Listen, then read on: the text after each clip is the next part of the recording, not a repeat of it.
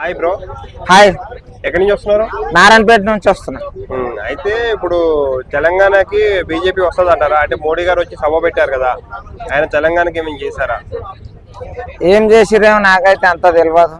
కాకపోతే ముందు నుంచి కాంగ్రెస్ నుంచి ఏమేమైతే వచ్చే ఫండ్స్ కానీ ఏవైనా ఇప్పుడు అవే వస్తున్నాయి. కొత్తగా అంటే కిసాన్ అని చెప్పేసి 3000 వేస్తాడు కదా రైతులకు, అవి చూశాను. ఇక కొత్తగా అంటే మన తెలంగాణకు అయితే దయచేసి మోదీ సార్ గారు నిధులు ఇస్తే బాగుంటది. మొన్న ఒక మాట అన్నాడు సభలో, ఏమిటంటే రేవంత్ గారికి ఇదర్ అచ్చా హై మేరే సాత్ జోడో అని అన్నాడు కదా.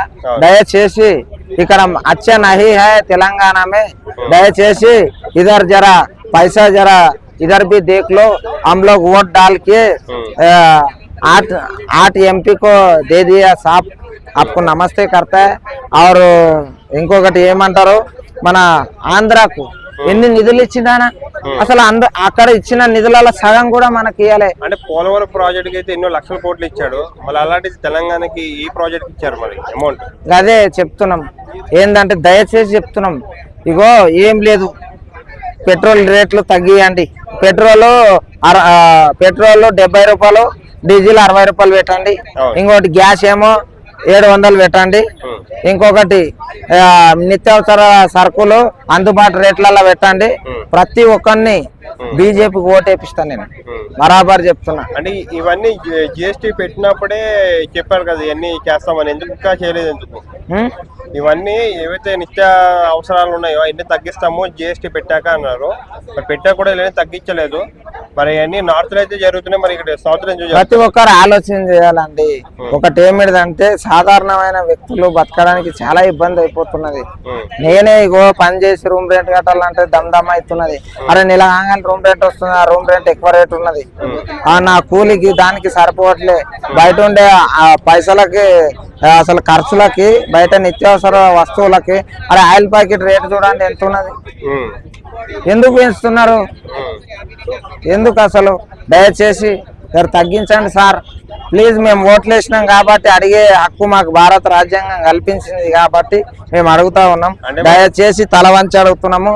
ఈ జిఎస్టీ రేట్లు కానీ, ఇంకోటి పెట్రోల్ రేట్లు కానీ, డీజిల్ రేట్లు కానీ, ఇంకోటి ఇది సిలిండర్ రేట్లు కానీ దయచేసి తగ్గించండి. మేము ఇది హిందువులం, కట్టర్ హిందువులము. ఇవన్నీ తగ్గిస్తే ప్రతి ఒక్కరితోటి బీజేపీ కోటేపించిన సీఎం ని గెలిపించుకుంటాం. అంటే మనం చూసినట్టయితే బంగారం కొనొద్దన్నారు, బంగారం కొనొద్దన్నారు. ఇక దానిపైన మనం వేసుకోం బంగారం కాబట్టి మనకు అంత ఘనం లెవెల్ లేదు కాబట్టి దాని గురించి నేను చెప్పలేను. కొంటే కానండి, లేకుంటే లేదు. కాకపోతే ఒకటి ఏమిటిదంటే బంగారము పెద్దోడే కొనాలి, ఈడు కొనొద్దు అనేట్లాగా ఉన్నది. ఇంకొకటి ఏమిటిదంటే ముందు రేట్లు తగ్గొచ్చేమో, అందుకే చెప్పిండు ఆయన, అందుకోసమని. కానీ ఏడనో యుద్ధాలు జరిగితే బయట దేశాలలో ఏడ రేట్లు పెరగట్లే, ఇక్కడ పెరుగుతున్నాయి. దాంట్లో ఒకటి జర బాధ ఉంది. అంటే మీరు ఇప్పుడైతే వర్క్ ఫ్రమ్ హోమ్ అయితే చేసుకోమంటున్నారు, వర్క్ ఫ్రమ్ అంటే ఇంటికాడ ఉంటే పని చేసుకోమంటున్నారు. ఏం లేదు, నెలకు 30,000 ఇస్తే మేము ఇంటికాడ ఆరాం తిని అనుకుంటాం. అంటే అది చదువుకున్న వాళ్ళకైతే అది సాధ్యమవుతాయి, చదువు లేని వాళ్ళకి ఎంత సాధ్యమవుతుంది? మాకు 3-4 లక్షల అప్పు ఉన్నది, ఆ అప్పు కట్టాలి. ఆ అప్పుకు పైసలు ఎవరైనా ఇస్తే మేము ఇంట్లోనే వండుతాం. అంటే మరి గవర్నమెంట్ అయితే ఇలాంటి హామీలు అయితే ఇచ్చింది, మరి సామాన్యులకి ఏ విధంగా? సామాన్యులకు తెలివేడుందండి. అవు వాళ్ళు అంటారు ఓట్లు వేసిండ్రు అడుగుతున్నారా, అడుగుతుండ్రా? ఒక్కరన్నా మాకు గిది కావాలి, గిది ఇస్తా అంటే అని అడుగుతున్నారా? అందుకే ఇంకా 4 దినాలు అయితే ఇంట్లోనే లాకేసుకొని వండుకోండి అని చెప్తారు. అంటే చూసినట్టయితే మరి రేవంత్ రెడ్డి కూడా అక్కడే ఉన్నాడు. ఇవన్నీ చెప్పేటప్పుడు రేవంత్ రెడ్డి కూడా అవునవును అంటున్నాడు. అంటే నిధులు ఇచ్చామంటే ఇచ్చామంటున్నాడు, మళ్ళీ ఎంతవరకు మీకు అందుతున్నాయి? నిధులు ఇచ్చామా అంటే ఇచ్చిండు అని అనలేదు ఆయన. జర తెలంగాణ పాస్ జర దేకో అని చెప్పేసి అంతమంది మాట్లాడితే అందుట్లో రేవంత్ రెడ్డి గారే తెలంగాణ ఇంకా జర చూడండి, దయ చూడండి, ఏమన్నా ఇవ్వండి అని చెప్పేసి ఆయననే అడిగినాడు. నిజం చెప్తున్నా. అంటే ఇప్పుడు పెంచేటప్పుడు ఏంటి ఏ విధమైన అంటే ఇప్పుడు అయితే సభ పెట్టారు, సభ పెట్టినప్పుడు ఇవన్నీ పెంచకుండా సభ పెడితే వాళ్ళు ప్రశ్నించడం ఎవరు లేరు ఇంకా లేనందుకే కదా ఇదంతా. ఎప్పుడే ఇంకొకటి మన దేశంలో మెయిన్ ఇంపార్టెంట్ ఏంటంటే సెంటిమెంటల్ ఫెలోస్ మనం అంతా. అర్థమైందా? నేను ఈరోజు హనుమాన్ జయంతి, హనుమాన్ టెంపుల్ వెళ్ళే మొక్కి వచ్చి అంతా చేసా. దేవుణ్ణి గుడికి వెళ్ళి మొక్కాలే, దేవుని గుడి పేరుకి వస్తే గుద అలగొట్టాలి, అది ఇంపార్టెంట్. కాకపోతే దేవుని మీద రాజకీయం ఈజ్ నాట్ కరెక్ట్. ఇంకొకటి మత రాజకీయాలు చేసుకుంటూ 40 ఏళ్ళు కూడా అధికారంలో ఉంటారు, కానీ ఏమి పని చేయకుండా కూడా ఓట్లు వేస్తూ ఉంటారు. మనం సెంటిమెంటల్ ఫూల్స్. ఎప్పుడైతే అడగడం స్టార్ట్ చేస్తారు, మీ పిల్లలు ఉంటారు చదువుకుంటున్నారు, వాళ్ళకి జాబ్స్ వద్దా, వాళ్ళకి మంచి ఎడ్యుకేషన్ వద్దా? నార్త్లో కొన్ని సైడ్లల్లో 20 స్కూళ్ళు ఏమో బంద్ చేసిరంట. ఏమిటి ఇది? ఒకటి ఆలోచన చేయాలి, మనమా ఎట్లా పాడైపోయినాం. ముందు తరాలు మంచిగా చదువుకొని బతకాలి. జర ఆలోచన చేయండి, ఇప్పటికన్నా అడగండి, అడగడం స్టార్ట్ చేయండి.